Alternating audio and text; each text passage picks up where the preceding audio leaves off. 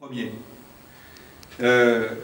Et les leçons de l'histoire, parfois sont rappelées. Et donc, en créant France Fraternité, au lendemain des attentats de 2015, nous avons ensemble, il y a ici un certain nombre de fondateurs de cette association, nous avons décidé de dire stop. Et en se disant qu'il nous fallait poser les bases d'une fraternitosphère, de ce que nous appelons nous la fraternitosphère, mais on pourra y revenir, un courant bienveillant, un courant de combat. Un combat contre l'abandon de certains de nos compatriotes, un combat contre le complotisme et le révisionnisme essaimé dans le cerveau de notre jeunesse, un combat pour l'éducation et pour la transmission des valeurs. Nous voulons être un réseau de passeurs. Ben oui, nous en avons l'âge. Certains noyaux existent déjà, ceux de l'éducation populaire, et nous avons bien l'intention de nous appuyer dessus. Et je dirais que la fraternité, c'est pas une naïveté, c'est une valeur éminemment républicaine. Elle nous fait par la solidarité et par l'impôt, porter assistance aux plus démunis. Mais ce n'est pas tout, elle nous interroge. Les fraternités que nous portons ne sont pas religieuses ni communautaires. Elles sont à la fois nos élans intérieurs, ceux qui nous commandent de ne pas exclure, de décliner avec raison et rigueur notre rapport à l'autre dans une règle commune qui est tout simplement la loi de la République. La loi de la République librement acceptée. Et donc, France Terre d'Asile travaille à prévenir la haine, les extrémismes, tous les extrémismes. Elle travaille à le faire sur les réseaux sociaux. Je rappelle que 50% de nos compatriotes aujourd'hui vont chercher leur information sur les réseaux sociaux. Et donc, on ne s'en est peut-être pas suffisamment rendu compte assez tôt. Et donc, nous avons décidé d'investir cela, pour aider à décrypter l'image. Et nous avons produit toute une série de documents qui sont disponibles pour ceux qui le veulent. Alors, encore un petit mot, quand nous avons pensé installer cette structure à Bray-sur-Seine, on nous a dit, effectivement, Emmanuel l'a rappelé, Emmanuel Marcadet l'a rappelé tout à l'heure, on a dit, mais quand même, Bray-sur-Seine, c'est une commune qui est un petit peu isolée, puis il y a des difficultés. Oui. Or, les difficultés que l'on rencontre parfois dans la population locale, ben, elles sont d'une certaine manière les mêmes que celles que vont rencontrer les personnes qui sont accueillies ici. C'est-à-dire des problématiques de mobilité, des problématiques d'accès à l'emploi, des problématiques d'accès au logement, des problématiques d'accès à la formation. Et moi, je suis de ceux qui, depuis longtemps, pensent qu'il n'y a pas à opposer les précarités. Il y a à les travailler en commun. Et d'une certaine manière, je regrette que parfois les logiques budgétaires enferment chaque précarité dans un silo, dans une compréhension particulière.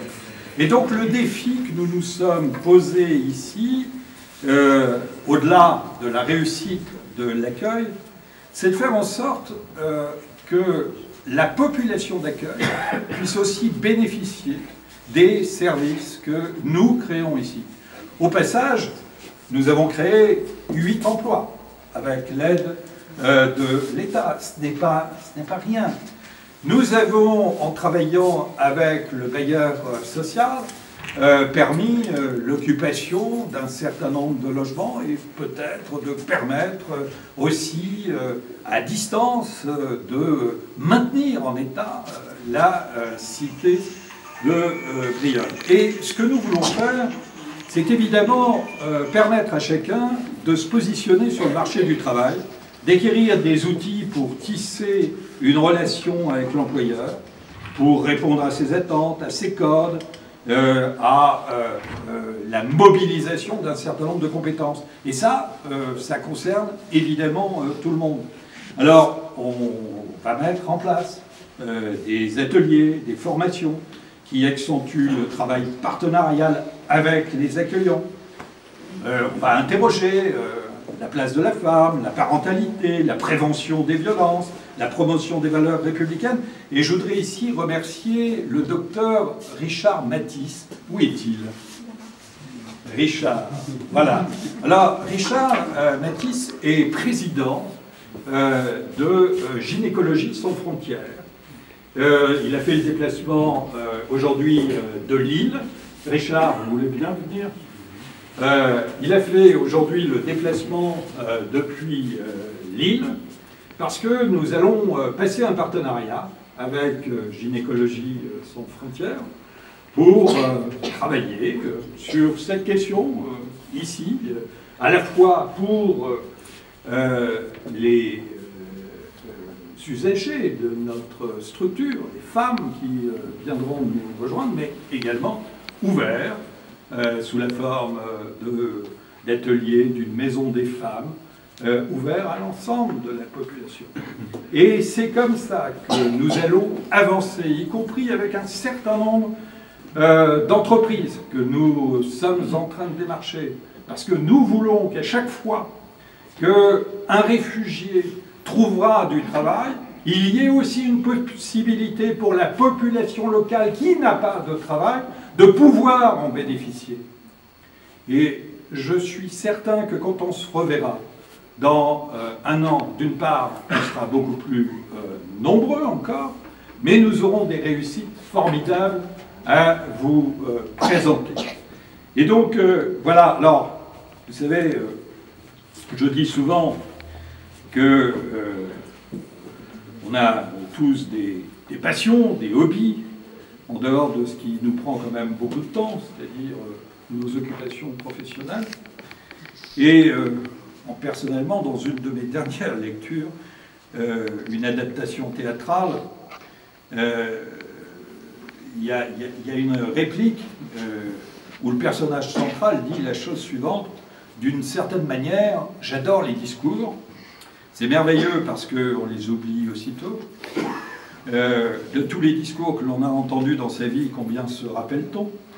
Même s'ils ont été très gais, émouvants, tristes, drôles, étranges ou pénibles, une fois le moment passé, une fois qu'on a porté les toasts et applaudi, le plus souvent, on les a oubliés. C'est bien embêtant, surtout si l'honorable orateur avait de plus quelque chose d'important à dire. Alors je vais donc rester très modeste, arrêter mon discours à cet endroit, simplement en remerciant chaleureusement toutes les personnes qui, évidemment, nous ont permis d'être ici aujourd'hui. Et je veux vraiment commencer par toute l'équipe de France Fraternité. Emmanuel Marcadet en premier, évidemment Gladys, Alexandra, Amira, Muriel, Laetitia, Justine, Johan, Blaise, Miano qui est comptable, et puis l'équipe de Paris qui est là, Pascal Ménigos, la vice-présidente Brigitte Martinez qui est près du poteau là, le trésorier Jean-Marc Sirojol, voilà.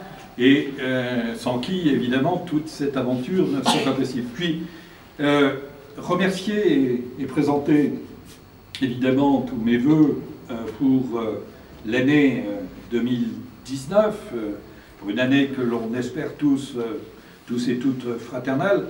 D'abord, à vous, Madame la sous-préfète, Madame Reynaud, qui, dès le départ, nous a accueillis avec bienveillance.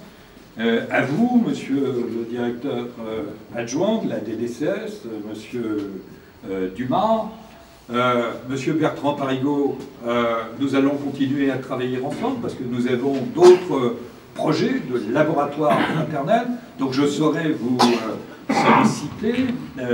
David Borbier, merci du travail réalisé.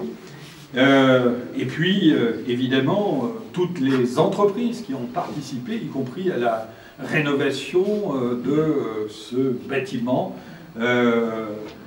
Plombade, Le Roi, Ordevant,